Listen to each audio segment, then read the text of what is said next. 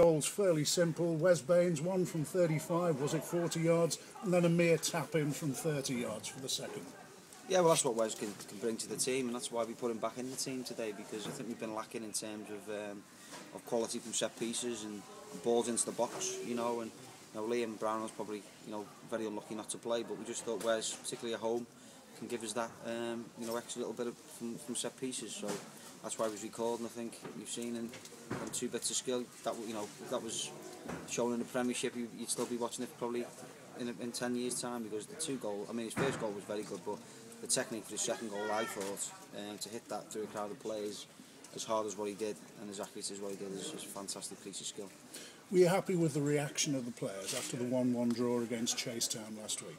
Yeah, we were. Obviously, we thought we were unlucky last week, but at home, we wanted to hopefully try and put a bit of a show on, make quite a few changes, and sometimes they work, sometimes they don't. Luckily for myself today, the two lads who we've recalled have both scored 2 goals each. Chris has been unlucky in recent times. People have seen him, probably a little bit down on confidence since he broke his wrists, but he's come in today and caused problems for them all day. And they had 2 experienced lads in on loan at centre back who conference players, and him and Matty have caused them no end of problems.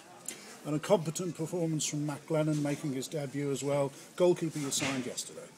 Yeah, obviously very unlucky, and very difficult decision for myself, because Adam Judge is a model professionally at this football club, and it was probably the most difficult decision I've had to make in the years I've been managing to bring Matt in. But I just thought, at this stage of the season, 12 games to go, and I was 13 obviously, I'm probably a little bit experienced from last year as well, when Matt was available.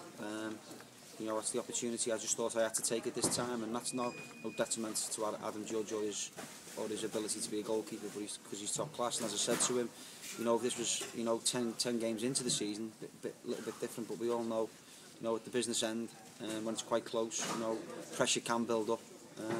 When I've got a goalkeeper, inquired about a goalkeeper and he's available and he's played nearly 400 times in the Football League, that's the option I thought best for the football club at this time. Do you think the club, yourself, the players that were here last season have learnt from that stuttering finish, I think it's fair to say, last season?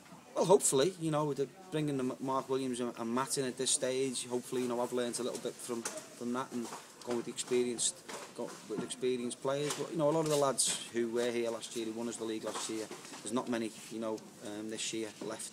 And hopefully, I've learnt my lesson by bringing in new players, because players here last year were fantastic, and had to pick up the baton very quickly, and won the league against, I thought, understated winning of the league, and were fabulous, and the lads here are trying to emulate that this year.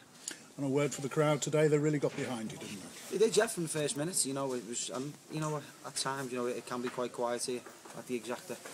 But when the fans are behind us, and sometimes we've got to give them, a bit of a performance to get behind us. But when they're behind us, and this place is rocking and it's loud, it's a massive lift to the players, an absolute massive lift. And let's hope, we're trying to do our part on the pitch, and they're doing their part by coming through the gates, and let's hope they can help us as well by raising the noise a little bit.